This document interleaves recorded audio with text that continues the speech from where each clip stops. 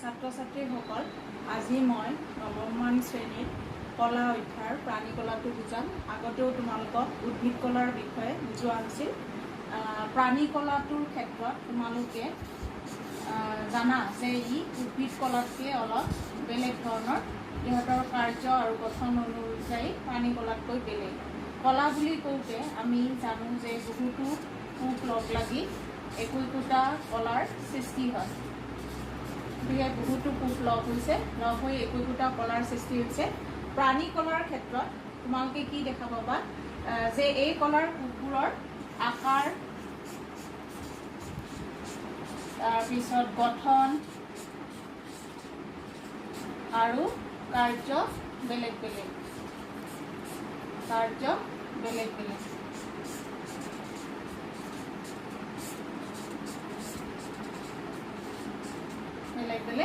গতিকে প্ৰাণী কলাটো উদ্ভিদ কলাতকৈ অলপ বেলেগ ধৰণৰ আৰু ইয়াতেও বহুতো পোক লগ লাগি একোটা কলাৰ সৃষ্টি কৰে। ইহঁতৰ আকাৰ, গঠন, কাৰ্য বেলেগ বেলেগ হয়। উদাহৰণ হিচাপে ফৰ এক্সাম্পল তোমালোকে দিব পৰা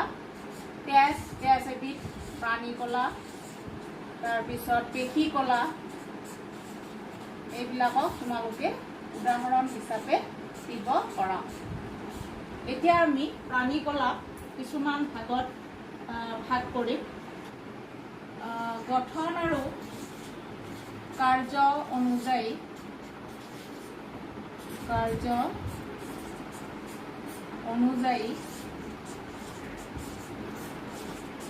আমি প্ৰাণী কলাক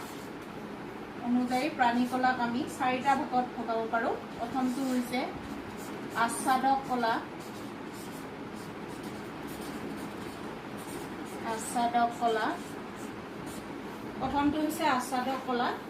নেক্সট 2 নম্বৰটো হ'ল তোমাৰ সংযোজক কলা।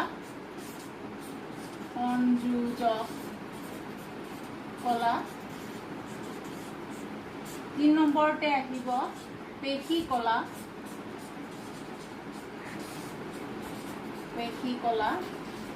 আৰু একেবাৰে শেষত 4 নম্বৰটো হ'ল স্নায়ু কলা।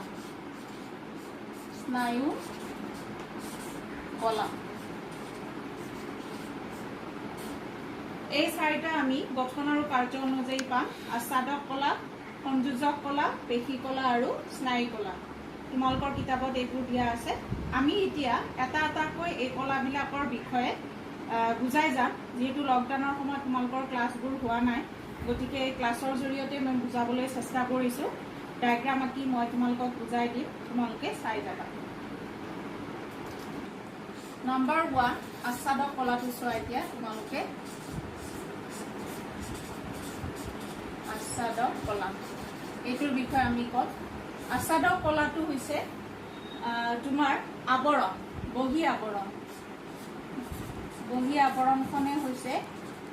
আচ্ছাদক কলা। আৰু এই আৱৰণখন আচলতে আমাৰ শৰীৰৰ যিবিলাক অংগ পতংগ আছে, সেই অংগ পতংগ সুৰক্ষা দিবৰ বাবে প্ৰতিটো অংগতে আমাৰ কি থাকে, একোখন আৱৰণ থাকে। আৰু সেই আৱৰণখন যি কোষেৰে গঠিত, সেইটোৱে হৈছে আচ্ছাদক কলা। আৰু আচ্ছাদক কলাৰ কোষবোৰৰ মাজত কোনো কোষ মধ্যৱৰ্তী স্থান নাথাকে, একেলগে লগ লাগি থাকে। আৰু ইহঁতৰ কোষৰ আকাৰ অনুসৰি ইহঁতকো ভাগ কৰিব পাৰি। নম্বৰ এ, প্ৰথমটো হ'ল ছটিয়া আচ্ছাদক কলা।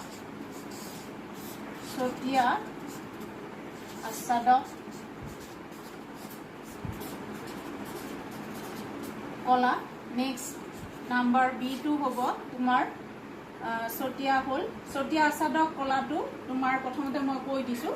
এই যিটো ছটিয়া আচ্ছাদক কলা আছে, এই কলাৰ কোষবোৰ খুব পাতল। মই তোমালোকক আঁকি দেখাই দিওঁ, তেতিয়া বুজি পাবা।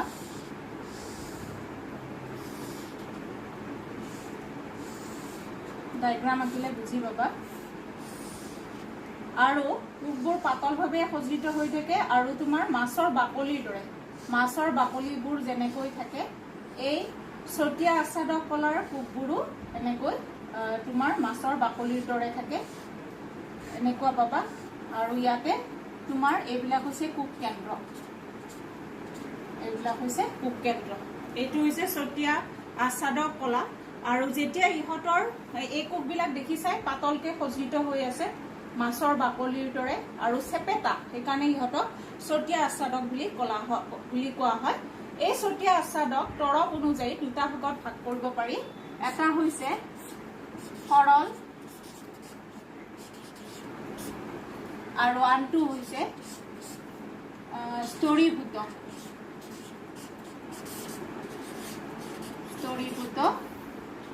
চতিয়া আচ্ছাদক কলা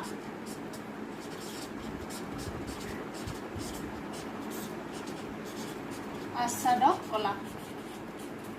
এইটো বুজিব পাৰিছা এইটো হৈছে সৰল চতিয়া আচ্ছাদক কলা যেহেতু ইয়াতে তৰপ এটা আছে এটা তৰপ থাকিলে তাক সৰল চতিয়া আচ্ছাদক বুলি কোৱা হয় আৰু এই আচ্ছাদক কলাটো সাধাৰণতে আমাৰ মুখ গহ্বৰৰ যিখন আৱৰণী তাতে পোৱা যায় আৰু এতিয়া মই তোমালোকক স্তৰীভূত চতিয়া আচ্ছাদক কলাটো আঁকি দেখুৱাম চাবা ৰেডি স্তৰীভূত আচ্ছাদক কলাটো তোমালোকে এনেকৈ আঁকিব পাৰা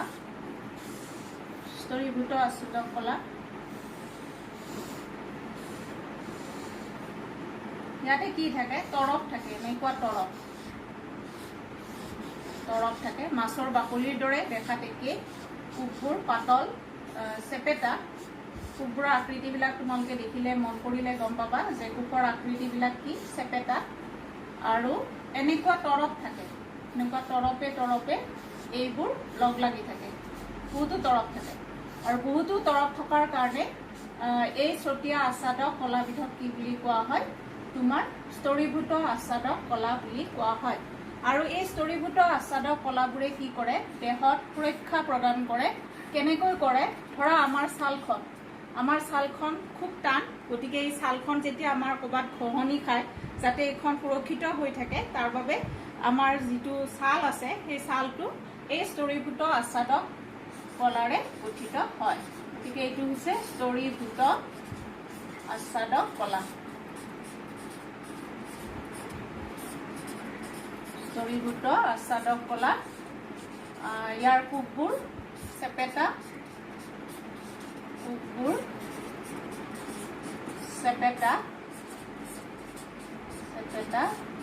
আৰু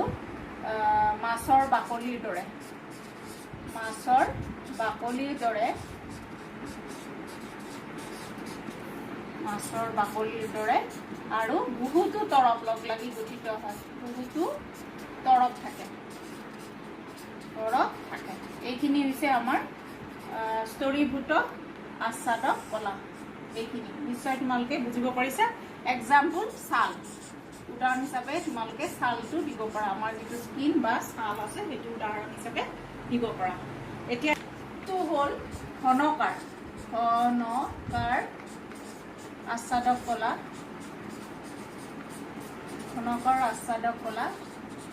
এই কলাবিধ তোমাৰ গঠনৰ ফালৰ পৰা অৰ্থাৎ দেখাত কেনেকুৱা তাৰ ওপৰত ইয়াক ভাগ কৰা হৈছে ঘনকৰ দৰে আমাৰ এইটো ধৰা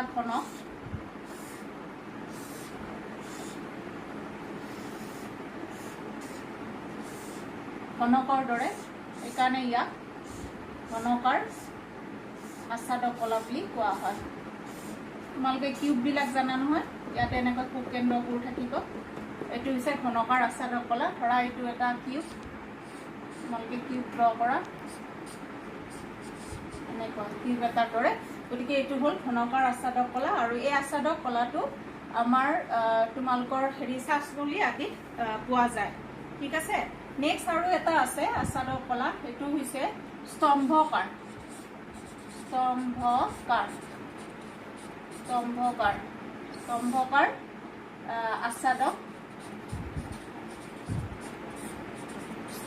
আচ্ছাদক কলাটো কেনেকুৱা স্তম্ভৰ দৰে ইয়াতে মই আঁকি দিম চাবা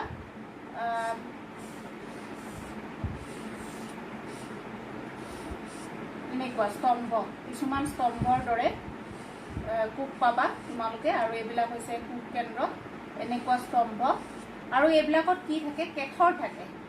এনেকুৱা কেশৰ থাকে এইটো দেখিবলৈ স্তম্ভৰ দৰে একোটা স্তম্ভৰ দৰে কোকবোৰ আৰু ইহঁতৰ কেশৰ থাকে আৰু এইবিলাক দীঘলীয়া আৰু এইবিলাক ক'ত পাবা তোমালোকে খাদ্যনলীৰ আমাৰ যিটো পাচননলী আছে তাতে এই স্তম্ভকাৰ আস্বাদক কলাটো পোৱা যায়। গতিকে এইবিলাক আস্বাদক কলা আছে এইবিলাকে কি কৰে তোমাৰ আৱৰণৰ সৃষ্টি কৰে আৰু অংগবোৰক সুৰক্ষা প্ৰদান কৰে। ইয়াৰ উপৰিও আৰু দুটা আছে, এটা হ'ল তোমাৰ বিশেষ আস্বাদক কলা, সেইটো হৈছে চিলিয়াযুক্ত, যিটো এইটো মই কেশৰ আঁকিলো বা চিলিয়া আঁকিলো, আৰু এইটো হ'ল কোষ কেন্দ্ৰ। যেতিয়া আস্বাদক কলাত চিলিয়া থাকিব বা কেশৰ থাকিব তেতিয়া তাক চিলিয়াযুক্ত আস্বাদক কলা বুলি কোৱা হয়। আৰু এবিধ আস্বাদক কলা আছে, সেইটো হ'ল মই নেক্সট দেখাই আছো। এটা আস্বাদক কলা আছে, সেইটো হৈছে তোমাৰ গ্ৰন্থিময় আস্বাদক কলা, অৰ্থাৎ এনেকুৱা গ্ৰন্থিৰ দৰে যেতিয়া তোমাৰ আস্বাদক কলাৰ কোষবোৰ কি হয় মানে ৰূপান্তৰিত হৈ কিছুমান গ্ৰন্থিৰ সৃষ্টি কৰে, গ্ৰন্থি কোষৰ সৃষ্টি কৰে, আৰু সেইটো কি কয় গ্ৰন্থিময় আস্বাদক কলা বুলি কোৱা হয়। যেনে আমাৰ লালতী গ্ৰন্থিত থকা লালতী গ্ৰন্থিয়ে কি ৰস নিঃসৰণ কৰে? লালতী। গতিকে এই গ্ৰন্থিময় আস্বাদক কলাই কি কৰে? লালতী নিঃসৰণ কৰে। এইখিনিলৈ আমাৰ আছিল আস্বাদক কলা। এতিয়া নেক্সট তোমালোকৰ যিটো কলা আছে 2 নম্বৰ কলাটো হৈছে তোমালোকৰ সংযোজক কলা। এইটো ডাঙৰ একেবাৰে আমাৰ যেনেকৈ ঘৰবিলাকত ফেমিলি থাকে ঠিক সেইদৰে এই প্ৰাণী কলাৰো এইবিলাকক একোটা ফেমিলি বুলি ধৰিব পাৰি, আৰু এইটো এটা ডাঙৰ ফেমিলি সংযোজক কলা। আৰু এই সংযোজক কলাৰ প্ৰধান বৈশিষ্ট্যটো হৈছে ইহঁতে আধাৰ দ্ৰব্যত পোত খাই থাকে, আধাৰ দ্ৰব্যত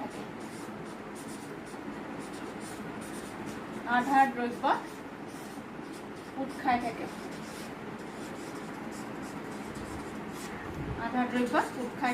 আৰু সংযোজক কলাবিলাকে কি কৰে? বিভিন্ন ধৰণৰ গেছৰ আদান প্ৰদান কৰে বা যিকোনো সংযোগ স্থাপন কৰিব লাগিলে এই সংযোজক কলাৰ দ্বাৰাই হয়। আৰু এই সংযোজক কলাবিলাককো আমি কিছুমান ভাগত ভাগ কৰিম। প্ৰথম ভাগটো হৈছে তোমাৰ তেজ সকলোৱে জানা, সকলোৰে দেহত তেজ থাকে,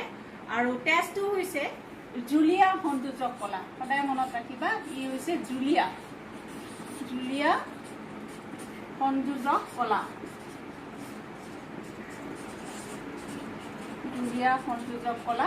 আৰু এই জুলীয়া সংযোজক কলা বিধৰ আধাৰ দ্ৰব্যটো হৈছে তোমাৰ প্লাজমা নামৰ আধাৰ দ্ৰব্যত ই পোত খাই থাকে, নামটো হৈছে প্লাজমাত ই কি হৈ থাকে? পোত খাই থাকে আধাৰ দ্ৰব্য। আৰু এই প্লাজমাত তিনিটা কোষ থাকে, লোহিত ৰক্ত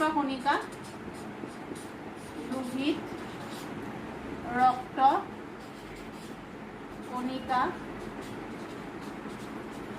নাম্বাৰ 2 শ্বেত ৰক্ত কণিকা, আৰু তোমাৰ অনুচক্ৰিকা। 3 নম্বৰটো হ'ব অনুচক্ৰিকা। গতিকে এই তিনিটা আমি তেজত থাকো পোৱা যায়। আৰু তেজৰ কাৰ্যটো জানাই, তেজে কি কাম কৰে? তেজে হ'ল তোমাৰ সকলোবোৰ জুলীয়া পদাৰ্থ হওক বা গেছৰ আদান প্ৰদান হওক বা আমাৰ দেহত যিবিলাক খাদ্য থাকে সেই খাদ্যবিলাক এঠাইৰ পৰা আন ঠাইলৈ নিবলৈ হ'লে বা হৰমোনবোৰ এঠাইৰ পৰা আন ঠাইলৈ নিবলৈ হ'লে আমি যিবিলাক অক্সিজেন গ্ৰহণ কৰোঁ, কাৰ্বন ডাই অক্সাইড এৰি দিওঁ, এই গেছৰ আদান প্ৰদান সকলোবোৰ এই তেজৰ মাধ্যমৰ দ্বাৰাই হয়। গতিকে তেজ হৈছে এটা সংযোজক কলা। নেক্সট সংযোজক কলাবিধ হৈছে হাড়, যাক ইংলিছত বোন বুলি কোৱা হয়। হাড়টোৰ আধাৰ দ্ৰব্য, মই যে ক'লো যে আধাৰ দ্ৰব্যত কি হৈ থাকে? তোমাৰ কোষবোৰ পোত খাই থাকে সংযোজক কলা। গতিকে হাড় এবিধ সংযোজক কলা, আৰু হাড়ৰ ক্ষেত্ৰত আধাৰ দ্ৰব্যটো কি হ'ব? তোমাৰ আধাৰ দ্ৰব্য কোনোবাই ক'ব পাৰিবানে তোমালোকে? আধাৰ দ্ৰব্যটো হ'ব হাড়ৰ ক্ষেত্ৰত কেলছিয়াম ফসফেট। এইটো জানিব লাগে। সেইকাৰণে আমাক কি হয়, যেতিয়া আমাৰ হাত ভৰিৰ বিষ হয় কেলছিয়ামযুক্ত খাদ্য খাবলৈ কয়, কাৰণ কেলছিয়াম ফসফেট আধাৰ দ্ৰব্য হৈছে হাড়ৰ। আৰু এই হাড়বিলাকৰ ক্ষেত্ৰত তোমালোকে মন কৰিলে দেখা পাবা যে আমি যদি এডাল হাড় ড্ৰ কৰোঁ, এনেকৈ যিকোনো এডাল হাড় আৰু এই হাড়বিলাকৰ কাৰণে আমাৰ কি হয় আমি খোজ কাঢ়িব পাৰিছো বা আমাৰ এইডাল হাড়ৰ লগত এইডাল হাড় এইবিলাক হাড় আছে গতিকে এই হাড়বিলাকত কি হৈ থাকে আমাৰ আধা দ্ৰব্য থাকে আৰু আধা দ্ৰব্যটো হৈছে কেলছিয়াম ফসফেট এটো হৈছে হাড় নেক্সটটো হল সংযোজক কলা নেক্সট 3 নম্বৰটো পাম আমি টেন্ডন এটো ভেৰি ইম্পৰ্টেন্ট পৰীক্ষাত আহিয়ে থাকে টেন্ডন কি তোমালোকে কোৱেশ্চন পেপাৰ চালে গম পাবা যে টেন্ডন কি টেন্ডনৰ ক্ষেত্ৰত তোমালোকে জানা এইডাল মোৰ এডাল হাড় আৰু এইডাল হাড় হাতৰ জইন এইখিনি জইন আছে এই দুডাল হাড়ক যিয়ে সংযোগ কৰি ৰাখিব হেতু হৈছে টেন্ডন টেন্ডনটো মই যদি আঁকি দিও তোমালোকৰ আঁকি দিলে বুজি পাবা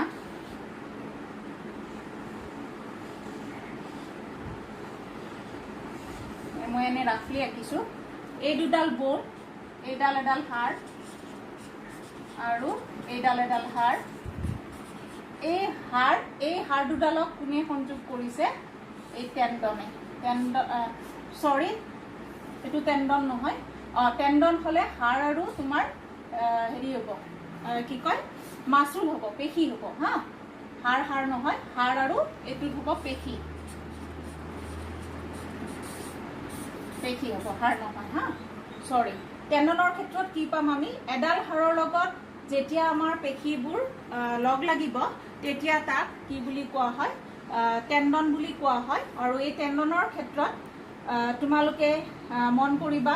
যে আমাৰ যদি পেশীবোৰ হাড়ৰ লগত জইন কৰি নাথাকিলে হয় তেনেহলে কি হলে হয় গতিকে টেন্ডনটো হৈছে হাড় আৰু পেশীৰ মাজৰ যিখিনি সংযোগী কলা হেতু হৈছে টেন্ডন গতিকে টেন্ডন হৈছে হাড় আৰু পেশীৰ মাজৰ সংযোগ কলা নেক্সটটো তোমাৰ হল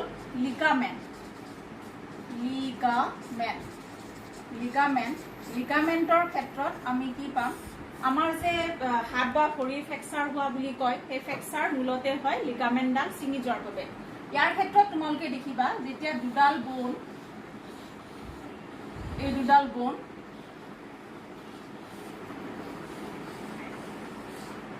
এই বোন এইটো এডাল হাড় আৰু এইডাল হল হাড় এই হাড় আৰু হাড়ৰ মাজৰ দুডাল হাড়ক যিহে সংযোগ কৰে সেই কলাবিধে হৈছে তোমাৰ লিগামেন্ট আৰু মই এটা কথা ক'বলৈ পাহৰিলো টেন্ডন লিগামেন্ট এইবিলাকৰ কোষবোৰ খুব কঠিন হয় আৰু শক্তিশালী হয় আৰু এই লিগামেন্টডাল যদি ছিঙি যায় তেনেহলে আমাৰ কি হয় ফ্ৰেকচাৰ হোৱা বুলি কয় আমি প্লাষ্টাৰ কৰিব লগা হয় গতিকে হাড় আৰু হাড়ৰ মাজৰ সংযোগী কলা এই দুডাল হাড়ক কোনে সংযোগ কৰে এই লিগামেন্টে সংযোগ কৰে নেক্সটটো হল তোমাৰ উপাস্থি বিলাক তোমালোকে জানা যে আমাৰ নাক কাণ এইবিলাক যিটো আমি লৰাব পাৰো কাণৰ এইবিলাক লৰাব পাৰো নে নোৱাৰো এই নাক কাণ আদিৰ যিবিলাক কোমল অংশ হেতু হৈছে তোমাৰ উপাস্থি বিলাকৰ কোষবোৰ কি হয় কোমল হয় আৰু আমি লৰচৰ কৰিব পাৰো কোমল হয় আৰু লৰচৰ কৰিব পাৰি হয়নে নহয় আৰু তাৰ পিছত হল এৰুলাৰ কলা মই শৰ্টত কৈ গৈছো এৰুলাৰ কলাবিধ হৈছে তোমাৰ ভিতৰৰ অংগবিলাকত থাকে সিহঁতে কি কৰে ক্ষত অংশ মেৰামতি কৰে আভ্যন্তৰীণ অংগবিলাকক সুৰক্ষা দিয়ে আৰু ইয়াৰ পিছৰ কলাবিধ হৈছে তোমাৰ মেট কলা পেশী কলাৰ একেবাৰে শেষ কলাবিধে হৈছে তোমাৰ মেট কলা আৰু এই মেট কলাবিলাক কিহত হয় চৰ্বি আমাৰ যিটো এইটো স্কিন আছে আৰু তাৰ তলত অংগ আছে এই স্কিন আৰু অংগৰ মাজত এই মেট কলাবিলাক জমা হৈ থাকে মেট জমা হয় আৰু মেট জমা হয় ইহঁতে কি কৰে তাপটো নিয়ন্ত্ৰণ কৰি ৰাখে শৰীৰৰ তাপ নিয়ন্ত্ৰণ কৰে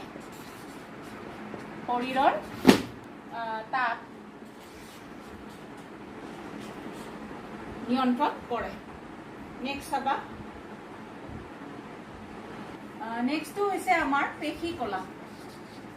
আমাৰ ইতিমধ্যে আমি আচ্ছাদক কলা আৰু হেৰি কলাটো বুজালো সংযোজক কলা নেক্সট প্ৰাণী কলাৰ ভিতৰত 3 নম্বৰটো হৈছিল পেশী কলা এইটো সৰু কলা পেশী কলাই কি কৰে তোমাৰ ইয়াৰ বৈশিষ্ট্যটো হ'ল ই সংকোচন আৰু প্ৰসাৰণ কৰিব পাৰে সংকোচন আৰু প্ৰসাৰণ সংকোচন আৰু প্ৰসাৰণ ঘটাব পাৰে কিহৰ কাৰণে পাৰে ইহঁতৰ প্ৰধান বৈশিষ্ট্যটো হৈছে ইহঁতৰ কি থাকে সংকোচনশীল প্ৰটিন থাকে সংকোচনশীল তোমাৰ প্ৰটিন থাকে সংকোচনশীল প্ৰটিন থাকে সেইকাৰণে ইহঁতে কি কৰিব পাৰে এনেকৈ তোমাৰ এই যে আমি এনেকৈ হাতখন লৰাব পাৰিছো বা খুচকাৰি যাব পাৰিছো এইবিলাক কাৰ কাৰণে পাৰিছো পেশী কলাৰ কাৰণে পাৰিছো আৰু এই পেশীবিলাকক তিনিটা ভাগত ভগাব পাৰি তোমাৰ এটা হৈছে ৰেখিত পেশী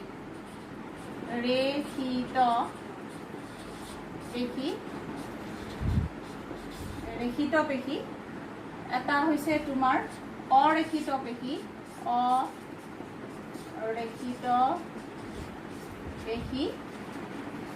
আৰু ৩ নম্বৰ এটা আছে সেইটো হৈছে তোমাৰ হৃদ পেশী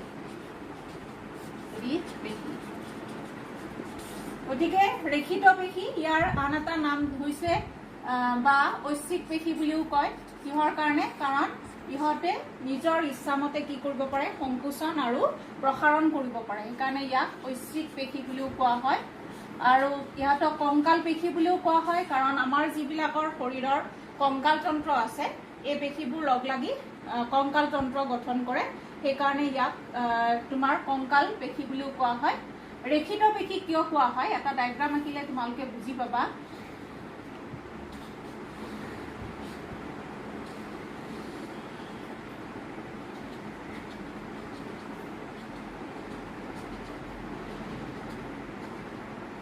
এই ডায়াগ্ৰামটো তোমালোকে মন কৰিলে গম পাবা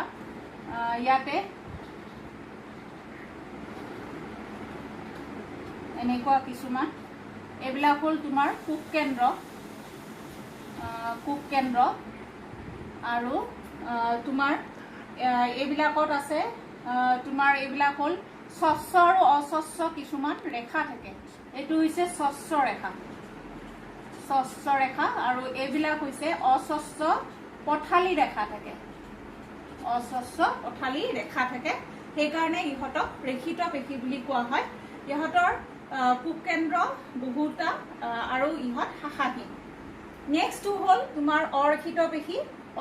পেশীবোৰ দেখিবলৈ এনেকুৱা মাকু সদৃশ তোমালোকে জানা মাকুৰ নাম শুনিছা মাকু সদৃশ এনেকুৱা মাকু টাইপ আৰু ইহঁতৰ কোষ কেন্দ্ৰ কি থাকে এটাই থাকে আৰু ইহঁতক অৰেখিত পেশী এইকাৰণে কোৱা হয় ইহঁতৰ কোনো ইয়াতে যেনেকৈ আমি স্বচ্ছ বা অস্বচ্ছ পথালি ৰেখা পাইছিলো অৰেখিত পেশীৰ ক্ষেত্ৰত পোৱা নাযায় সেইকাৰণে ইয়াক অৰেখিত পেশী বোলে আৰু ইহঁতে নিজৰ ইচ্ছামতে বা সংকোচন প্ৰসাৰণ কৰিব নোৱাৰে সেইকাৰণে ইহঁতক অনৈচ্ছিক পেশী বুলি কোৱা হয় একেবাৰে লাষ্টটো হ'ল হৃদ পেশীৰ ক্ষেত্ৰত মই ডায়াগ্ৰাম এটা আঁকি দিছো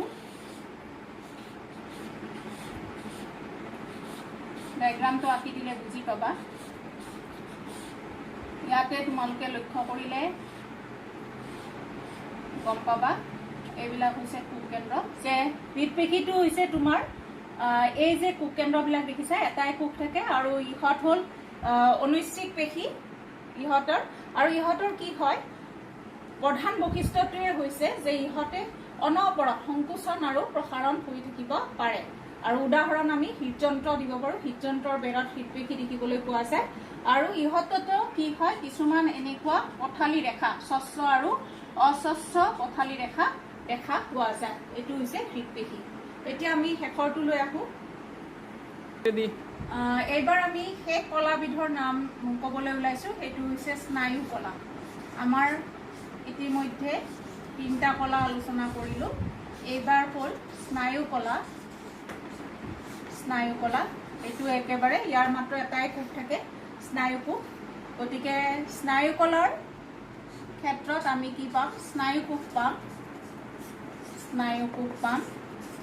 আৰু ইহঁতৰ বৈশিষ্ট্যটো হৈছে উদ্দীপনা আৰু উত্তেজনা আমাৰ শৰীৰৰ যিবিলাক উদ্দীপনা আছে তাৰপিছত উত্তেজনা আছে এইবোৰ এই স্নায়ুকোষৰ জৰিয়তে আমাৰ কি হয় মগজুলৈ যায় আৰু মগজুৱে বিভিন্ন অংগলৈ সেইবোৰ প্ৰেৰণ কৰে মই এটা ডায়াগ্ৰাম আঁকি দিছো তোমালোকে ধৰিব পাৰিবা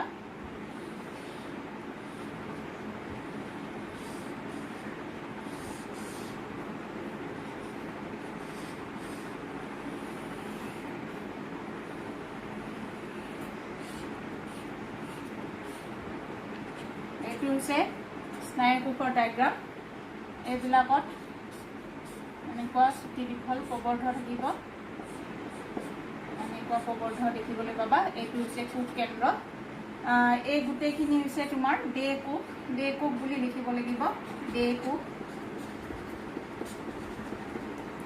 ইয়াতে তোমালোকে কোষ কেন্দ্ৰ পাবা কোষ কেন্দ্ৰ আৰু এইডাল হৈছে তোমাৰ এক্সন আৰু এনেকুৱা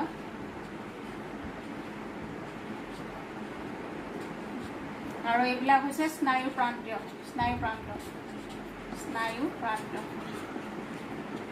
ইয়াতে চোৱা এইটো এটা স্নায়ুকোষ এই স্নায়ুকোষৰ ক্ষেত্ৰত আমি স্নায়ুকোষটো কিহেৰে গঠিত বুলি ক'লে দেহ কোষ আৰু প্ৰবৰ্ধৰ দ্বাৰা গঠিত আৰু এই দেহ কোষৰ মাজত এটা কোষ কেন্দ্ৰ দেখিবলৈ পাইছা আৰু এই দেহ কোষৰ পৰা স্নায়ু প্ৰবৰ্ধবোৰ ওলাই আৰু এই স্নায়ু প্ৰবৰ্ধবোৰ যিবিলাক চুটি প্ৰবৰ্ধ আছে এইবিলাক চুটি প্ৰবৰ্ধবিলাকক তোমাৰ ডেনড্ৰাইট বুলি কয় এইটো লিখা নাই মই ডেনড্ৰাইট বুলি কয় আৰু দীঘল যিডাল প্ৰবৰ্ধ সেইডালক এক্সন বুলি কোৱা হয় ডেনড্ৰাইটে কি কৰে উত্তেজনাবোৰ কাষৰ কোষৰ পৰা লৈ আহি এই এক্সনৰ জৰিয়তে গৈ এই স্নায়ুপ্ৰান্তৰ সহায়ত আন এটা কোষলৈ গতি কৰে গতিকে স্নায়ু কলাটো আমাৰ বাবে খুবেই ইম্পৰ্টেণ্ট পৰীক্ষাত তোমালোকৰ এই ডায়াগ্ৰামটো আঁকিবলৈ আহে খুব প্ৰায় দিয়ে এই ডায়াগ্ৰামটো পৰীক্ষাৰ বাবে চাবা গতিকে গোটেইখিনি আছিল আমাৰ প্ৰাণী কলাৰ বিষয়ে মই বুজাবলৈ চেষ্টা কৰিছো কিমান দূৰ তোমালোকে বুজিছা নাজানো তোমালোকে এবাৰ ভালদৰে চাই ল'বা ঠিক আছে